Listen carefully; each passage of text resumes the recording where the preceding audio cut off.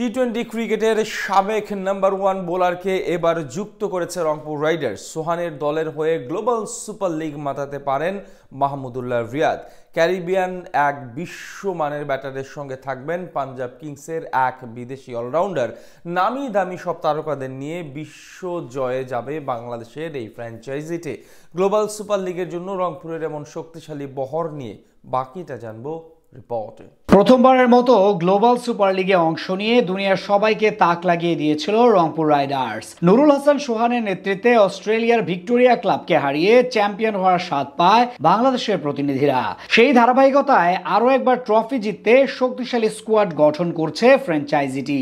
এরই মধ্যে টি-20 ফরম্যাটের 1 নম্বর বোলারের সাথে কথাবার্তা সেরে রেখেছে তারা। সাথে আছে বেশ কিছু নামি দামি বিদেশি তারকা।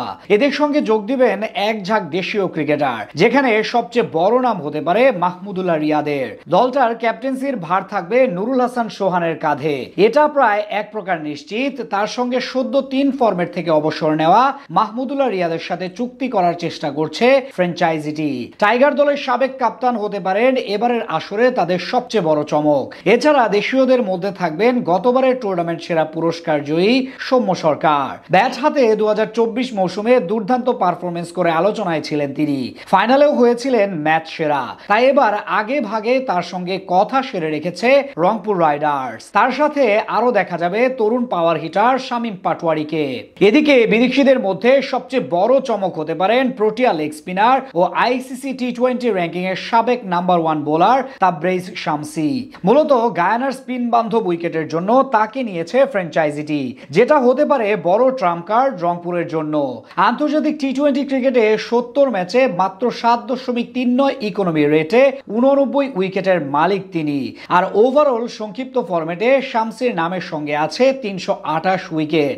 এর আগে দক্ষিণ আফ্রিকার জাতীয় দলের হয়ে ধারাবাহিক পারফরমেন্সের সুবাদে লম্বা সময়ের জন্য আইসিসি টি-20 র্যাঙ্কিং এ নাম্বার 1 বোলার ছিলেন তিনি। তার সাথে দেখা যাবে ক্যারিবীয় পাওয়ার হিটার কাইল মায়ার্স ও আইপিএল এ পাঞ্জাব কিংসের হয়ে মাঠ মাতানো আজমাতুল্লাহ ওমর জাইকে। বিপিএল এ সবশেষ 2 আসরে ফরচুন বরিশালের হয়ে খেলেছিলেন মায়ার্স। তবে গ্লোবাল সুপার লিগের জন্য রংপুর রাইডার্সের সাথে চুক্তিবদ্ধ হয়েছেন তিনি।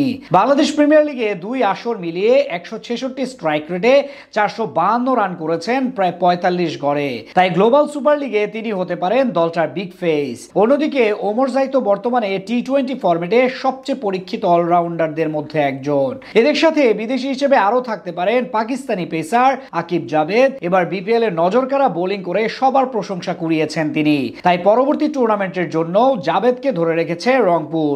এর সঙ্গে দেখা যেতে পারে আফগান অলরাউন্ডার মোহাম্মদ নবীকেও, যদিও তার সঙ্গে এখনো আনুষ্ঠানিকভাবে চুক্তি সম্পন্ন করেনি ফ্র্যাঞ্চাইজিটি। বিদেশিদের সঙ্গে দেশীয়দের মধ্যে আরো থাকতে পারে নাইম শেখ, মেহেদী হাসান মিরাজ ও মোহাম্মদ সাইফুদ্দিনের মতো পরীক্ষিত ক্রিকেটাররা।